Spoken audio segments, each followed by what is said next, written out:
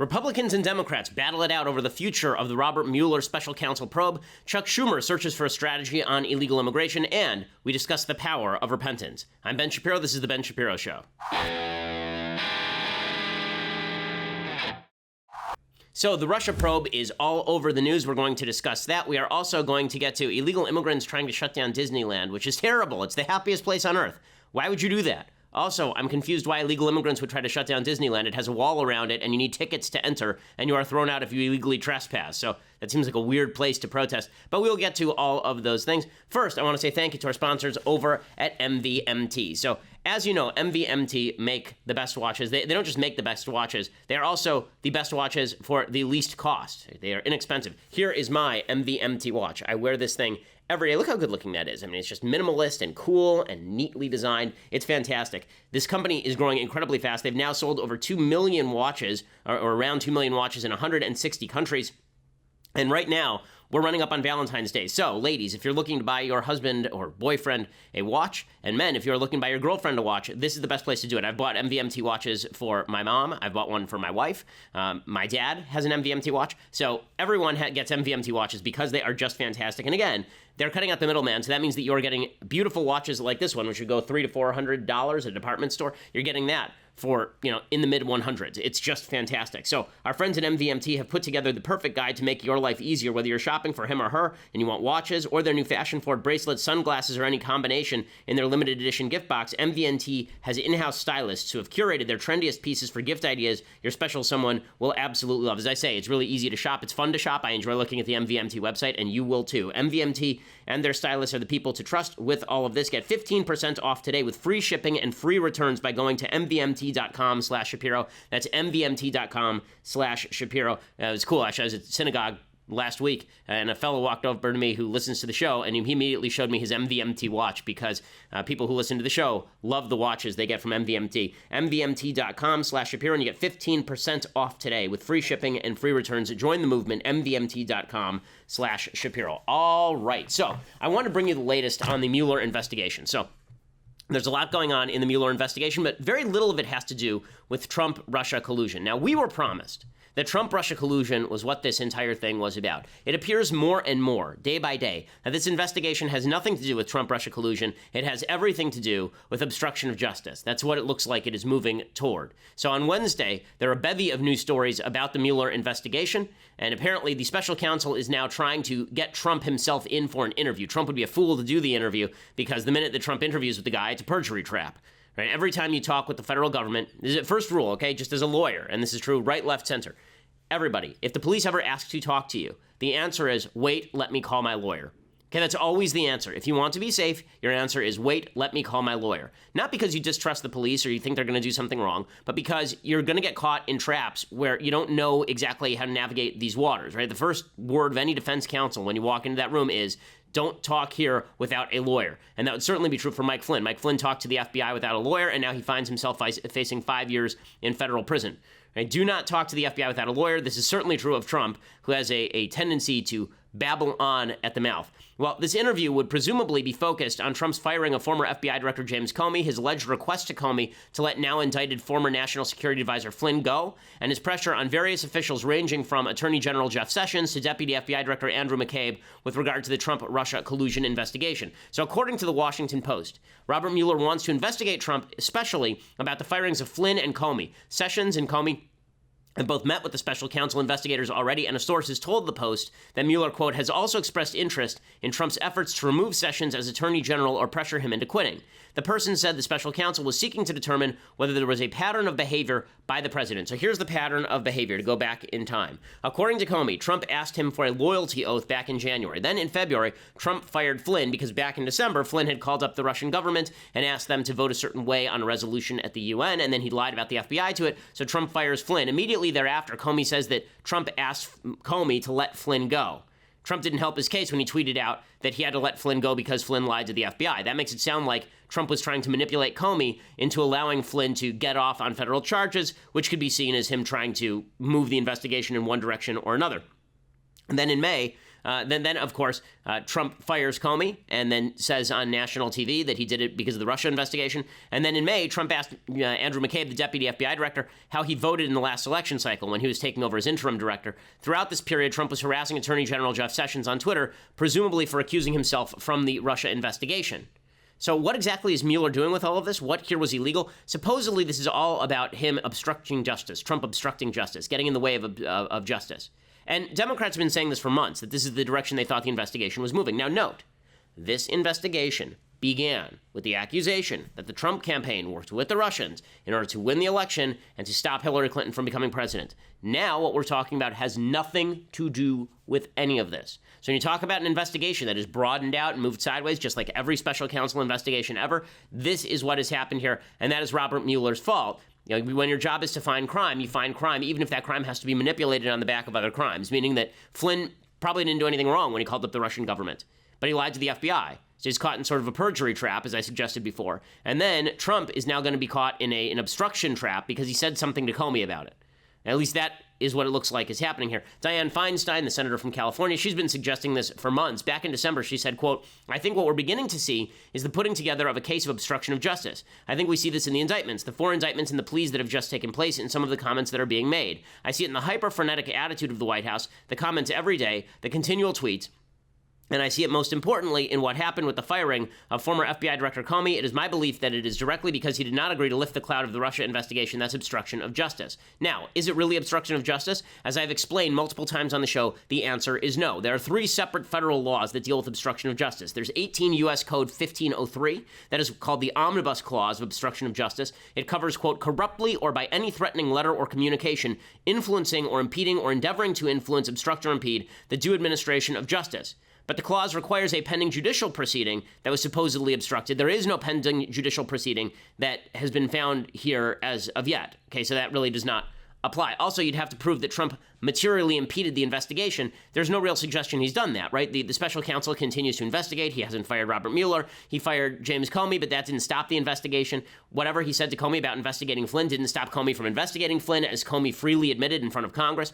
Okay, second clause is 18 U.S. Code 1512C. This provision of law covers anyone who, quote, "obstructs, influences, or impedes an official proceeding or attempts to do so." First of all, it's not clear that an FBI investigation is actually an official proceeding, but also you have to prove intent under this crime. You have to prove that there was an intent to obstruct justice and a substantial step toward the accomplishment of that goal. What was the substantial step? Now, maybe you make the case that the substantial step was him firing Comey, but Trump can fire Comey for any reason whatsoever. That's not obstruction of justice. Unless he actually stops the investigation, unless he stands in and stops the investigation cold and says you are no longer allowed to perform this investigation, even that may not be obstruction of justice, by the way, but he would actually have to come in and say, "I want you to find me innocent." That would be obstruction of justice. He comes in, he says, "I will fire you unless you find me innocent in this probe." That's probably obstruction of justice, but there's no clear evidence that that was the case. He wanted Comey to find him innocent, but he didn't shut down the investigation after Comey refused to do so. Then there's 18 U.S. Code 1519. This provision covers destroying evidence. There's no evidence that Trump has destroyed evidence. So what exactly is Robert Mueller doing at this point? It looks like he's setting the groundwork for what would be an impeachment hunt by Democrats after the 2018 House elections if they win back control of the House. All over non-illegal obstruction of an investigation that found no underlying crime other than lying to the FBI, which is a crime, but it was not the crime that we were promised. Now, Trump is going to be tempted to pardon everybody who lied to the FBI. Republicans will surely defend Trump. Democrats will say this is all impeachable because people lied to the FBI and then Trump, quote-unquote, obstructed justice, even if he didn't legally do so. So we could get a nasty, knockdown, drag-out fight over an issue completely unrelated to Trump-Russia collusion, right? That's the direction that this investigation is moving. And it's no wonder that people in Republican places of power are finding this difficult to deal with. They're finding this discomforting because this is not what was suggested, right? This is not what the investigation was originally about. Democrats said Hillary Clinton's election was stolen. Donald Trump stole the election with Vladimir Putin's help. That obviously is not what has happened here, and no evidence has been provided that suggests that this is what has happened here. Now, Democrats aren't letting the Russia stuff go, obviously, because they can't. They've told their base that Russia's behind everything. Like just today, Dianne Feinstein and Adam Schiff, both Democrats from California, pushed Facebook and Twitter to investigate the Release the Memo social media campaign. Right, that campaign, as you recall, we've talked about it for the last week, that is a campaign to release Devin Nunes's House Intelligence memo that apparently compiles a bunch of failures of FISA, including presumably that FISA based its original investigation, its original warrant on Carter Page, a Trump foreign policy advisor, on bad intel, right? On bad intel provided by a Democratic oppo firm. So now Feinstein and Schiff are pushing Facebook and Twitter, suggesting that perhaps Russian bots are manipulating the hashtag release the memo. The whole goal here, by the way, is to push Facebook and Twitter so they shut down conservative news and information. That's what the Democrats want to do here. So they are corrupt. They are pushing the Russia stuff in a way that is dishonest, I think.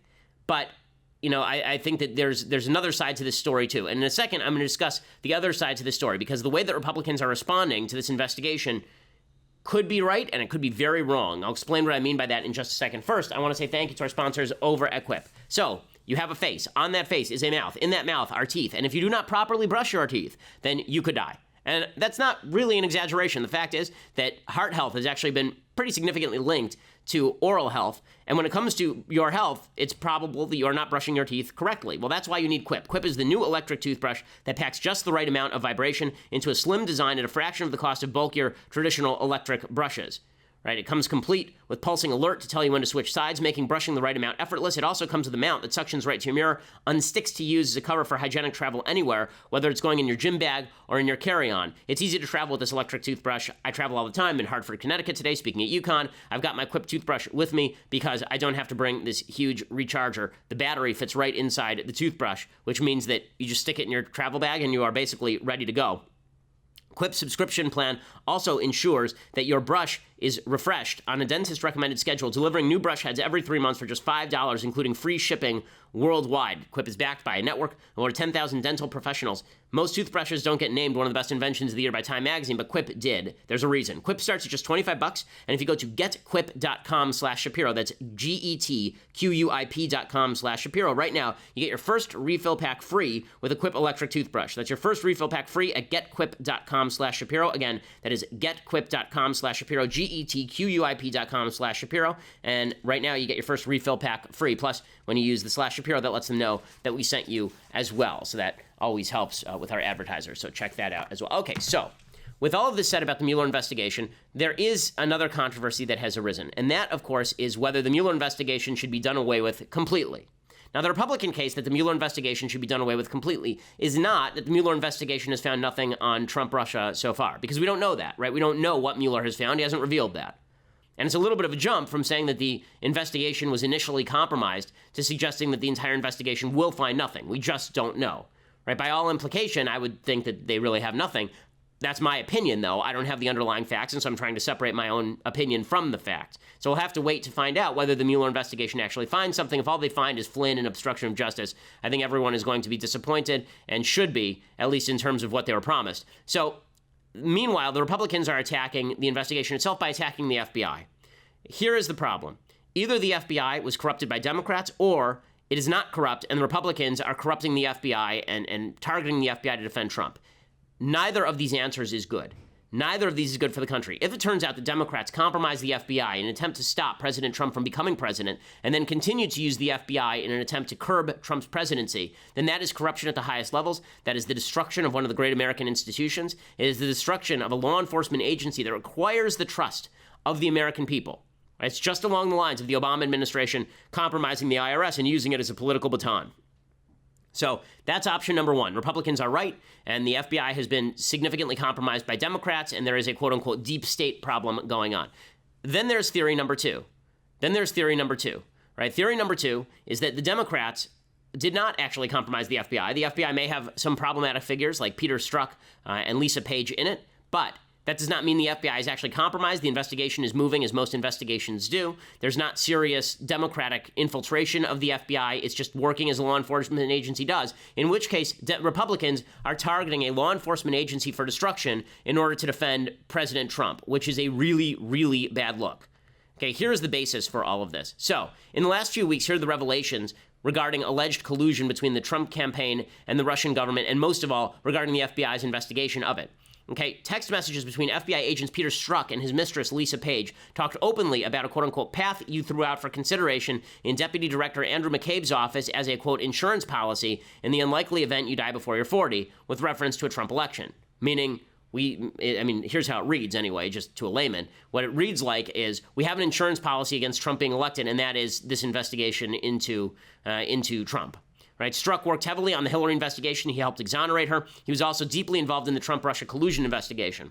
Okay, that's breaking story number one. Breaking story number two. Representatives Trey Gowdy and John Ratcliffe, they said that there are text messages between Strzok and Page that referenced a quote-unquote secret society working against Trump. We haven't seen any of that so far. And now Senator Ron Johnson, who had echoed those comments, he said that his secret society comments were based on an informant and the words used in the Strzok-Page text exchange. He says he does not know exactly what they meant. So everybody who's taking that super seriously and suggesting that the secret society is some sort of, Bilderberg conspiracy to take down Trump inside the FBI, Ron Johnson is saying that he doesn't really know what that means. So we got to take all that with a grain of salt.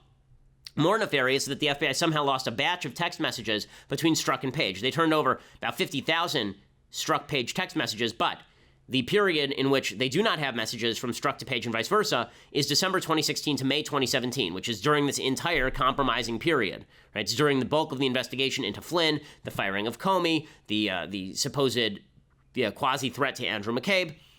Okay, and apparently the text messages stopped going missing, conveniently enough, the day that Robert Mueller took over the probe, which suggests that maybe they were texting about James Comey and then they got rid of all of those texts. All those texts were deleted, or the FBI got rid of all of them as soon as Mueller took over because it made the investigation look bad. Okay, the FBI did change its language regarding Hillary Clinton before Hillary was even interviewed. And, of course, the news that the Democrats hate is this House Intelligence Committee Chairman Nunes' 4-page memo that purportedly blew the lid off the FISA malfeasance in the Trump-Russia collusion case, presumably suggesting that the original FISA warrant against Carter Page was garnered based on a bad dossier compiled by Fusion GPS at the behalf of Democrats and in collusion with the Obama administration, the DOJ, and the FBI. Okay, so that's all of the information. Now, here's the question. Is the FBI actually a corrupt, deeply corrupt place? So there are a bunch of Republicans who are suggesting that the answer is yes, that there's a deeply corrupt thing going on here, right? President Trump is suggesting this himself. President Trump tweeted this out yesterday. He tweeted out, quote, "Where are the 50,000 important text messages between FBI lovers Lisa Page and Peter Strzok blaming Samsung?" Right, so that, of course, is a joke. The Democrats and the media don't understand a joke, so they thought that Trump was actually blaming Samsung, which is idiotic. He is joking that the FBI did away with these.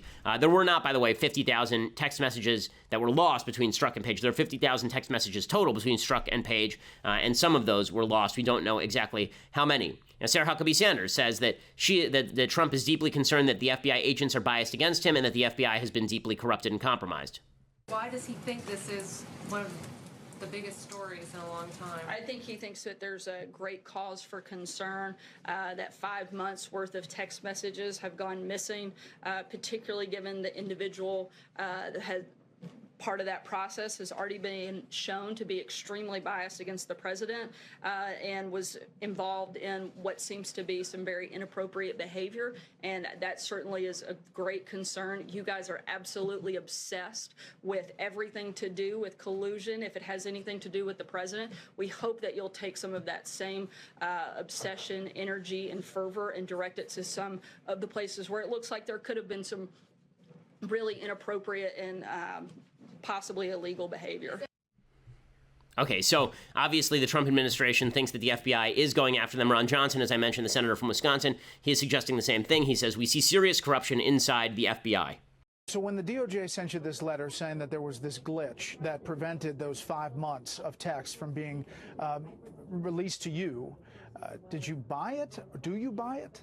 Well, I'm suspicious. I want to get to the bottom of it. And there's so many experts in IT that say that those messages are somewhere and they need to be retrieved. We need to see it because the timing is very suspicious. From mid-December of 2016 after the election till the day that Robert Mueller was actually appointed. What this is all about is further evidence of corruption, more than bias, but corruption at the highest levels of the FBI and that secret society. Okay, so this is the Republican theory, right? The Republican theory is that the Trump administration is being targeted from inside the FBI by a secret society. This all sounds conspiratorial. Maybe it is, maybe it isn't. But one of two things is true. Either the FBI is deeply corrupt, or the Republicans are targeting the FBI in order to defend Trump, which would be deeply corrupt in and of itself. I was really disappointed yesterday. Rush Limbaugh, who, of course, I'm a big fan of, he's the granddaddy of us all in talk radio and in sort of the conservative commentariat, at least those of us who speak for a living. Yesterday, Rush, I thought, went over the line when he was discussing the intel community. He suggested in almost trutherist fashion that maybe the Iraq War intel was compromised in order to get Bush. Maybe the intel community has always been out to get Republican presidents. Here's what Rush had to say yesterday. You remember what the agencies were telling us in the war in Iraq? You remember what they were telling us? There was detail. There were photos. There was conclusive evidence Saddam Hussein had weapons of mass destruction. And it wasn't just U.S. intel. It was MI5, MI6. It was intelligence agencies all over the world. What if? Just what if? Remember, they all thought Gore had won that election until the Supreme Court came along and stole it for Bush. This is what they thought. The Democrat Party is the Washington establishment, and the Washington establishment believes that Gore won the presidency, and the Florida recount aftermath was bogus. Okay, Rush goes on here to basically suggest that maybe the Iraq War intel was compromised in order to get Bush, which doesn't make any sense along the timeline. The Iraq War wasn't launched until 2003. Bush was elected in 2000. Beyond that, the Iraq War never would have gone forward if it had not been for 9/11. Ann Coulter has been targeting the FBI as well, suggesting the FBI was always corrupt. What's weird is that she's conflating corrupt and incompetent. The FBI has certainly made mistakes, no question about it. Right? She suggests that the FBI is responsible for 9/11 to a certain extent, which I think is dubious in the extreme. But this is the danger that Republicans run into. Okay, you can question corruption at the FBI without even questioning the corruption of the entire institution. You can say there were bad apples at the FBI who corrupted this investigation, fruit of the poisonous tree doctrine, the entire investigation is corrupt. But instead, Republicans are falling into this trap of now targeting the entire FBI, which of course is not good for the country. And it's especially not good for the country if the Republican Party is corruptly targeting the FBI because there is something there and they're just defending Trump no matter what. I don't know enough to answer this question. You don't know enough to answer this question. The only way this question gets answered is once we know exactly what Mueller knows, know what was in that FISA warrant, which, by the way, Trump can declassify at any time, that FISA warrant on Carter Page. Right? I want to know what's in that warrant, don't you? Trump can declassify it at any time. I want more information before I decide that either the FBI is corrupt or that the Republicans are corrupt for calling the FBI corrupt. Right? One of these two things is apparently true, and there is no third answer. Right? There really is no third answer. Maybe there's a third answer. I think the third answer actually would be that there are members of the FBI who were corrupt like Peter Strzok and Lisa Page, but not the entire FBI, and that doesn't necessarily compromise the entire investigation. Or if it does compromise the entire investigation, that's not an indictment of the entire FBI. That would be, I think, the reasonable third position. But those are not the positions people are taking. Democrats are saying the FBI is spotless, and therefore Trump was engaged in obstruction of justice in attempting to get the FBI. Republicans are saying the FBI is deeply corrupt and was corrupted by the Obama administration, and therefore ending the Mueller investigation is necessary. I don't think actually either of those two positions are correct, and I think both of them lack significant evidence.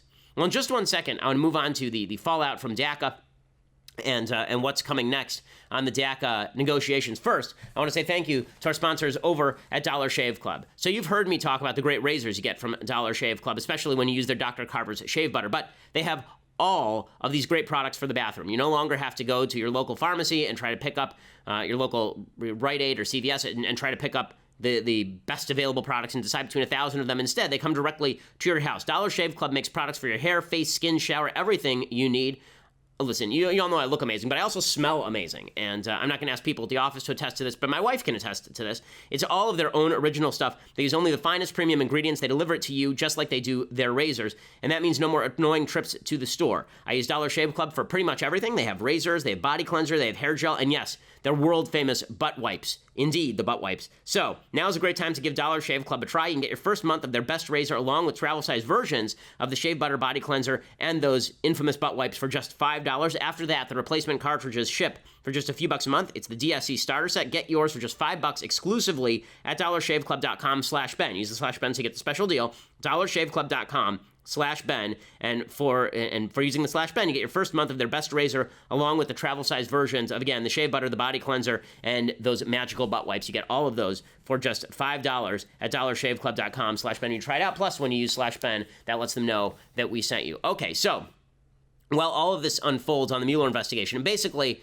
the temptation for Trump here is going to be fire Mueller, pardon everyone, end this thing as soon as it's possible. I think that would be a big mistake at this point.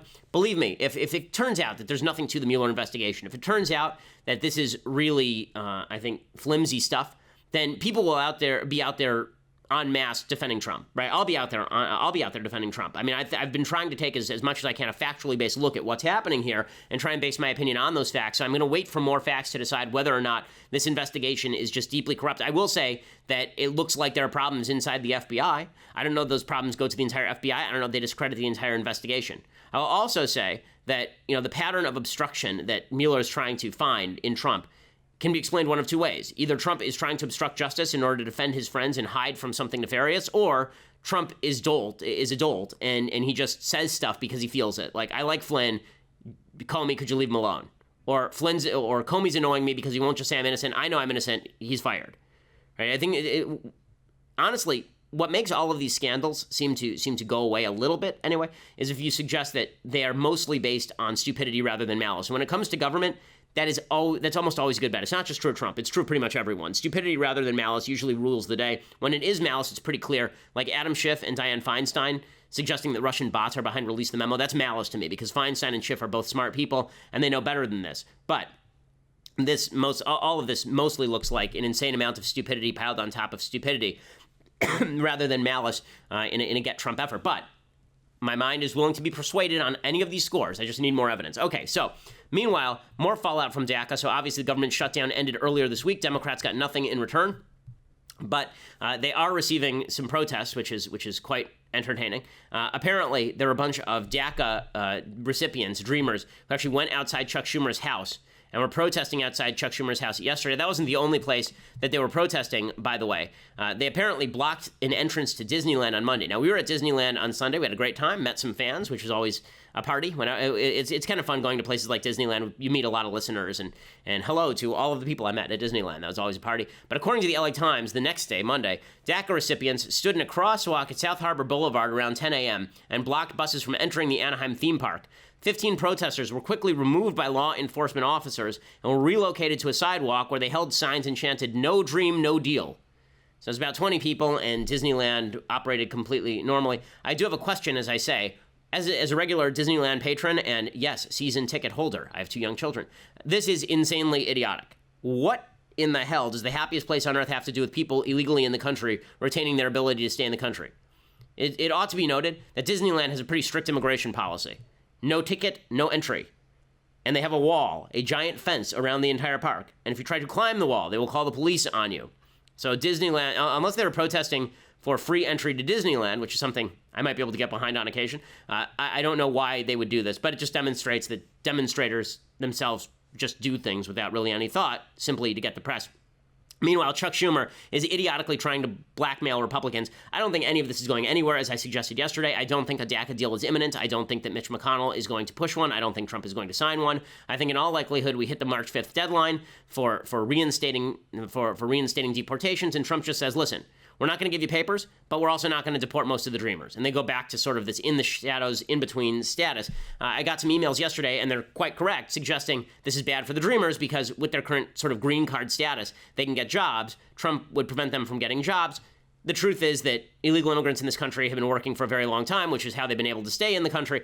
And yes, it will revoke certain legal status in terms of work, but it won't actually deport them. Anyway, Chuck Schumer is trying to blackmail McConnell, saying, you have 16 days or I'm going to get really mad. Like, he's saying that he's not going to shut down the government again, or at least he's implied that. So I'm not sure what the stick is. I understand that the carrot is the DACA deal. I just don't know what the stick is. Here's Chuck Schumer, Senate Minority Leader, warning McConnell. So the Republican majority now has 16 days to work with us to write a bill that can get 60 votes and prevent the dreamers from being deported. The clock is ticking. 16 days. That's not much time. Got to get moving. Okay, so I don't know what clock is ticking. Like, on February 8th, they're going to shut down the government again. I mean, Schumer just gave away all his leverage. He also said yesterday that it was pretty obvious that Democrats weren't going to be willing to shut down the government for the dreamers. I mean, he said this literally yesterday. Now, for 2 days, the government was shut down. But all of us in the Democratic caucus, not just the moderates, but the liberals as well, came to the view that if we carried it on much longer, two things would happen. A, no one would budge. The public would lose support of the shutdown. The public does not like shutdowns. And we'd actually lose support for Dreamers, too, because people love the Dreamers but don't want the government shut down for it. So we cut the best deal that we could. So I'm really confused as to what the threat is. He's saying you have 16 days or I won't shut down the government again because our people don't want us to do this. Good luck with that strategy. Okay, it's going nowhere. The reality is Schumer doesn't want a deal because he wants to be able to claim Republicans stopped a deal. Republicans do want a deal, but not on the terms Democrats are offering. And the Democrats are basically offering nothing now. I mean, Schumer yesterday decided that he was going to withdraw his pittance of an offer, $1.6 billion in border security in return for legal status for the Dreamers and their parents. And Trump said no, and then Schumer withdrew the offer after Trump said no. So this is going nowhere. What is hilarious, as I mentioned, is the Dreamers showing up at Chuck Schumer's house. Here are some of the Dreamers protesting outside Schumer's house. Trump won't let us dream, we won't let him sleep. If Trump won't let us dream, we won't let him sleep. If Trump won't let us dream, we won't let him sleep. If Trump won't Okay, it says if Chuck won't let us dream, then we won't let him sleep. Note to these people, Chuck Schumer was not sleeping in his house last night. He was in Washington, D.C., so very, very bright stuff. Again, the Democrats are offering nothing. Blumenthal, Senator Blumenthal from Connecticut, Richard Blumenthal, he said that Democrats would support increased border security but no wall. So obviously this negotiation is going nowhere. A border wall is a waste of money, squandering billions of dollars on an ineffective solution to border security is really reprehensible. So we are going to be supporting border security, surveillance, drones, more training for the agents who are there and additional agents. Okay, it's nonsense. They don't want more border security. They don't want a deal, right? They don't want a deal of any sort here. Okay, so here's the reality. The Democrats are not interested in a deal because Democrats are in favor of illegal immigration. Okay, they really are. Okay, the reason that I say this is because the state of California, my home state, one of the is the dumbest state in the union. Apparently, there's a new California policy that begins on April 2nd that automatically registers people who obtain or renew driver's licenses to vote. Okay, this is the new policy. The new state policy is that you are registered to vote automatically when you obtain or renew your driver's license. Well, here's the problem. In the state of California, illegal immigrants have driver's licenses. So you can actually register to vote in the state of California as an illegal immigrant right now. So the idea that they're trying to crack down on illegal immigrants is silly. By the way, there are certain principalities, I believe in California, where they're openly saying maybe we should allow illegal immigrants to vote. We'll just give them de facto citizenship and allow them to vote. So pretty amazing stuff. But Democrats obviously have an interest in the continuation of illegal immigration. That's why they are fighting so hard against border security, and that is constantly worth pointing out. Okay, in just a second, I'm going to discuss with you the latest that's happening at UConn. I'm supposed to speak at University of Connecticut tonight. Plus, is it worthwhile to forgive President Trump for his sins, for his trespasses? Because it seems like some evangelicals are willing to do just that.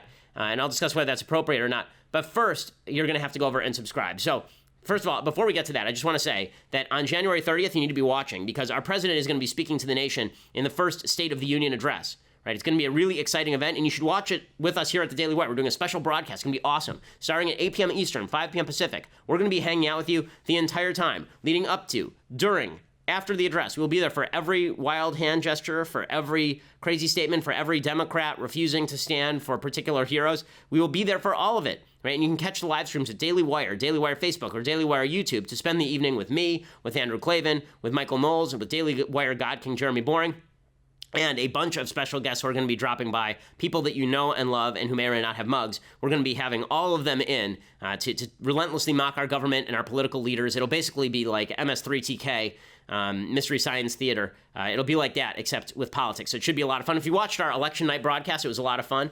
This should be even more fun because there isn't the pressure of worrying about Hillary Clinton becoming president and or Donald Trump becoming president. So that's next Tuesday, January 30th, 8 p.m. Eastern, 5 p.m. Pacific. Follow us on Facebook and YouTube. Get notified when we go live so we can spend every single terrible moment of the State. I hate the State of the Union. I freaking hate it. I think the State of the Union is garbage. I'll talk about that more next week, but I really, really hate the State of the Union. I think it's an imperial spectacle that is absolute nonsense and horse and hogwash. It is not mandated by the Constitution. Okay, the Constitution suggests that the president can be requested to give an update to Congress from time to time. He could send it in a letter.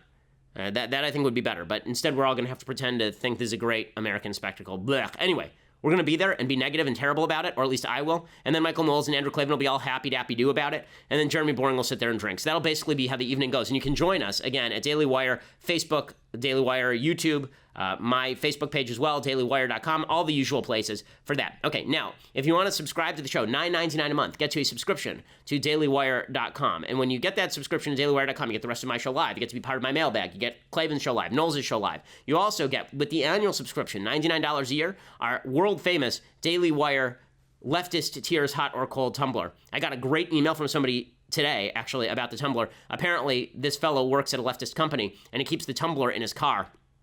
He drinks coffee on the way to and from work, and apparently he walked into the office, and there was a guy he was supposed to interview with, and the guy hurriedly took his Daily Wire Facebook, his Daily Wire tumbler off his desk and hid it in his drawer. And so our stalwart friends then had a half-hour meeting about how awesome we are. You can be part of that secret society, our own Daily Wire secret society, by becoming an annual member and getting the Leftist Tears hot or cold tumbler, which is your passcode. It is your ticket to the secret society. Also, if you just want to listen later, iTunes, SoundCloud, Stitcher, Google Play, all of these places have our podcast on audio. You can subscribe at YouTube as well. We are the largest, fastest-growing conservative podcast in the nation.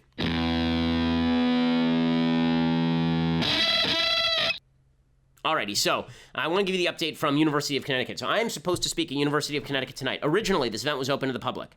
As always, as usual, the left made enough trouble that now they're staffing up with police officers, and they have barred the general public from attending the speech, which is just inane. Apparently, we're only in a room that fits about 250 people. There have been over 500 student reservations at a minimum. If they'd opened it up to the public, there probably would have been another 1,000.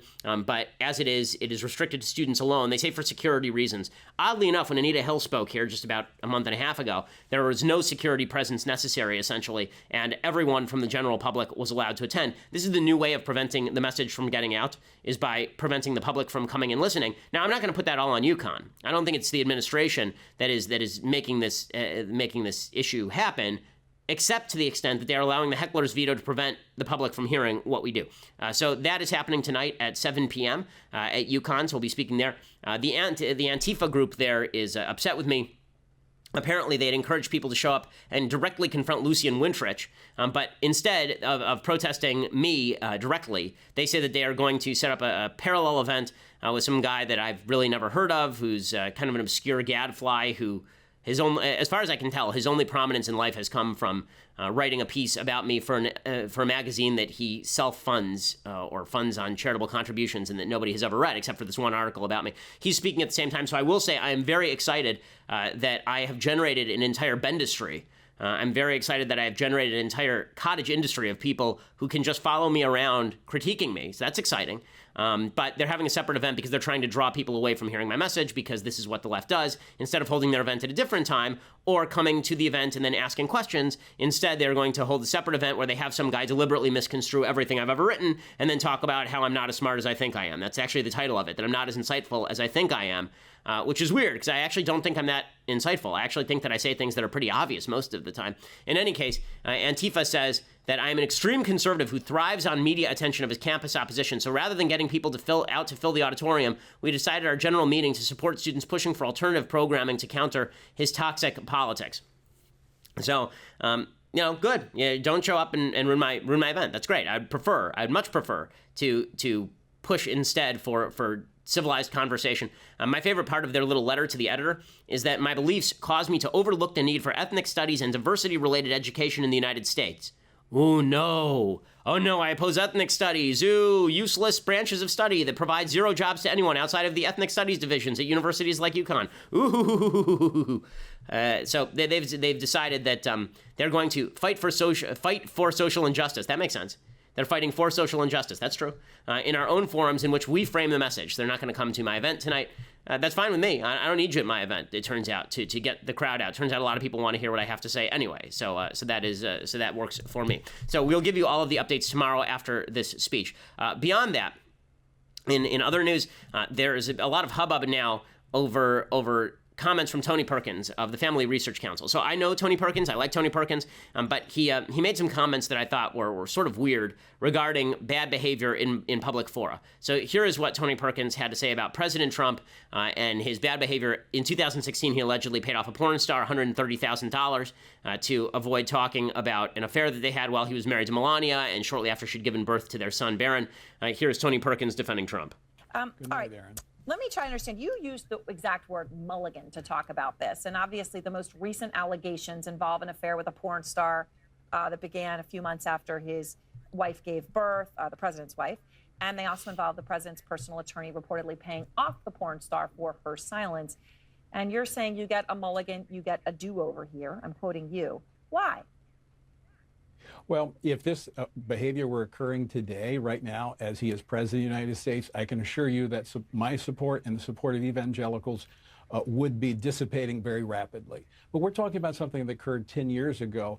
Among a number of things that occurred with this president prior to being president, and myself, along with a lot of evangelicals, were not supportive of him in the primary. In fact, I campaigned hard for one of his competitors. Yep. It was when it was down to him and Hillary Clinton. He wanted to have the support of evangelicals, and he came to them saying, I'm going to pro-life justices. I'm picking a pro-life conservative running mate. So here's my big problem with all of this. Okay, so he's basically saying that Trump gets a mulligan because it happened 10 years ago. Okay, you don't get a mulligan. What you do get is us saying we like your policies, but please, you having sex with porn stars and then paying them off, allegedly, is disgusting behavior and inexcusable and gross. And I don't understand for the life of me why religious people, Christians, Jews, anyone, can't understand this simple distinction. You don't have to defend every bad thing that Trump does or give him a mulligan on it just because he's doing a bunch of stuff that you like. Lots of people do stuff that I like. Bill Clinton pursued policies that today I would like in terms of deficit reduction. Okay, that doesn't mean that I gave him a pass on all of his evils. And the idea, by the way, that evangelicals or religious people would break with Trump en masse if it turned out he was having sex with a porn star right now in the White House is just not true. It's just not true. I don't see any basis for that in any of the polling data that I've seen so far. And this is anti-biblical, okay? I'm just going to put it out there. It is anti-biblical to suggest that Trump gets a mulligan, he gets a do-over for the evils that he has committed when he's never repented, So normally we save the Bible segment for the end of the show, but let me talk a little bit about what the Bible has to say about repentance, because President Trump is somebody who has said that he doesn't seek forgiveness, right? This is back in 2015. Trump was asked about seeking forgiveness, and here's what he had to say. Donald Trump was having difficulty to even talking about his own relationship with God. He was asked several times about that. He wasn't even able to say so. And asked point blank, has he ever asked God for forgiveness? Donald Trump said no. Okay, so if you never were able to ask God for forgiveness, let me just point this out, okay? The reason that he is not like David is because David did repent, okay? Psalm 32, David famously repents, right? It says, of David, blessed is the one whose transgressions are forgiven, whose sins are covered. Blessed is the one whose sin the Lord does not count against them, and in whose spirit is no deceit. When I kept silent, my bones wasted away through my groaning all day long. For day and night your hand was heavy on me. My strength was sapped as in the heat of summer. Then I acknowledged my sin to you, and did not cover up my iniquity. I said, I will confess my transgressions to the Lord, and you forgave the guilt of my sin. Right? That's the point. If you want to rejoice in the Lord, you actually have to confess. You actually have to repent. This is something Trump has not done. So it is not Tony Perkins' job or my job or your job to provide absolution to the president on these charges. The president is going to have to go to God for that absolution. Right? We can say that we back all of his policy when it comes to abortion. We back his policy when it comes to religious freedom. We back a lot of his policies when it comes to judges. But it is not our job to give him mulligans on personal transgressions. Okay? If you can't hold these two thoughts in your head at the same time, I would suggest that you are doing something wrong. I think part of the problem here is that there has been a widespread worship of government that is spread throughout the land. There's a poll from yesterday from the Wall Street Journal, NBC, that suggests Americans, when they were asked whether government should do more or whether government is already doing too much, they split 58-38, right? Saying that the government should do more, 58%, whether the government is already doing too much, 38%. Right? Worth noting, in 1995, after Congress took over, after Republicans took over Congress in the Republican Revolution of Gingrich, the split was 32% said more government, 62% said less government. In October 2010, just before the GOP swamped Democrats and took back the House, that divide was 45 to 50. So in other words, more Americans thought we should have a government that does less than have a government that does more. But ever since, we've thought that government ought to do more, and that now includes a large number of Republicans. Right? A huge number of Republicans now say that the government should do more. Right? So if you look at January 2010, the role of government, 17% of Republicans in 2010 said that the government should do more. Today, that number has almost doubled. 33% of Republicans say the government should do more. If you think that the government is going to save you, if you think that the government's job is to help you and save you and enrich your life, and it's not just there to protect you, then you are more likely to give a lot of leeway to the politicians. You're going to say, I want the guy in charge who agrees with me because the government needs to save me. The government needs to help me. This is a mistake. It's a big mistake. Okay, you shouldn't be worshiping the head of the government just because he's the head of the government. And you shouldn't be making excuses or giving him mulligans over behavior that he has not repented for. I find this whole thing rather distasteful. Now, speaking of distasteful, John Kerry did something so insane yesterday or the day before that it's ridiculous. According to the Jerusalem Post, the White House confirms that since the Jerusalem Declaration, there's been a complete disconnect between the Palestinian Authority and the Trump administration, but it now turns out the previous administration maintains contact with PA officials. Ma'ariv reported that that's an Israeli newspaper, reported that Secretary of State John Kerry met in London with a close associate of terrorist Palestinian Authority President Mahmoud Abbas, terrorist is my word, for a long and open conversation. Apparently, this guy who's representing Abbas, a guy named Hussein Agha, reported details of the conversation to senior PA officials in Ramallah. A senior PA official confirmed to Ma'ariv the meeting took place. So what exactly did Kerry say? Listen to this. This is insane. During the conversation, according to the report, John Kerry asked Agha to convey a message to Abbas and to ask him to hold on and be strong. Tell Abbas, a terrorist leader who openly came out 2 weeks ago and said that Trump's house should basically burn down and suggested that Nikki Haley should feel the wrath of God and suggested that Israel is not Jewish territory and suggested that terrorism ought to be pursued. Hold on and be strong. This is the former administration that goes around saying that Trump is a danger to the Middle East and the world. This administration, the Obama administration, I mean, you wonder why evangelicals rally to Trump. They shouldn't rally to his sins, but you wonder why they rally to Trump. It's because of garbage like this. John Kerry apparently told Agha, who is, again, the stand-in for Mahmoud Abbas, who's now serving the 14th year of his 4-year election term. He was originally elected back in 2004 for a 4-year term. He's never given up power since. He's the quasi-dictator. Apparently, Kerry said that Abbas should, quote, stay strong in his spirit and play for time. He will not break. He will not yield to President Trump's demands. So you have Kerry over there performing his own foreign policy. Hilarious that Mike Flynn is basically going to go to jail because he lied to the FBI about a supposed violation of the Logan Act. But you got John Kerry going out there and openly saying to foreign terrorists, by the way, just hold on, don't do anything, we're coming and we're going to help you. Funny how the media don't seem to care about this story very much. Funny how it's just the right-wing media picking up on this and the Jerusalem Post. I mean, when Mike Flynn was talking to the Russians during the transition, this is a big story. But John Kerry, who's not in power and hasn't been in power for a year and a half, John Kerry is sitting around talking with the Palestinian terrorists about why they should hold up hope against Trump. And then he said, maybe it is time for the Palestinians to define their peace principles and present a positive plan. And then he suggested that he was going to run for president. Then he suggested that if he just waits till 2020, then Trump will be ousted and perhaps Kerry will run for president. This is why Republicans do not trust Democrats. It's why people don't trust the media. If the media refuse to cover stories like this, but they are going to go hog wild over Trump-Russia collusion, no wonder the media has lost the trust of the American people. Okay, so now let's do some things I like and some things that I hate. So one quick thing that I like today. So we've been doing fantasy stories. This, of course, is the classic fantasy story of all time. It's Alice's Adventures in Wonderland by Lewis Carroll. It's just a delightful book. Forget about all of the allegations about Lewis Carroll for just a second, because I don't think we need to get into, whether he was into small children in order to judge the quality of his work. This is actually an interesting issue. There are a lot of people who think that if somebody's a really bad person, that we can't enjoy their art. I've always found this a bizarre stipulation. If the art itself is replete with the disgustingness, that's one thing. But if you're just saying that a bad person can't make a great painting, I think that's idiotic. This book is really terrific, Alice's Adventures in Wonderland. I remember reading this when I was probably 8, and the characters, the wordplay, it's a lot of fun. Children's books from that period are so clever. You read Winnie the Pooh, it's incredibly clever. Alice's Adventures in Wonderland, incredibly clever. The Wizard of Oz, incredibly clever. Children's literature now is, I think, not clever at all. I know a lot of people love Harry Potter, which is really children's literature. Harry Potter can't hold a candle to Alice's Adventures in Wonderland. It is, I think, dunderheaded and right on the nose. I'm not a Harry Potter fan, but Alice's Adventures in Wonderland, I think, is quite great and utterly worth reading. Okay, time for a couple of things that I hate. Okay, so first thing that I hate, the New York Times is Mike Rosenberg actually tweeted out. He was very upset because, I guess he's a Seattle Times reporter, actually.